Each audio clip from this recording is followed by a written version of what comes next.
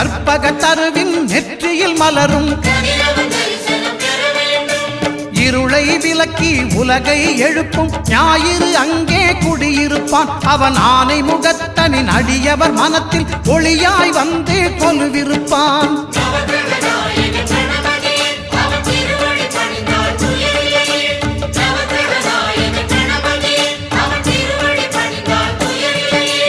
ஒன்பது கோளும் ஒன்றாய் காண அங்கு கற்பகம் என்னும் கடவுளின் மெய்யில்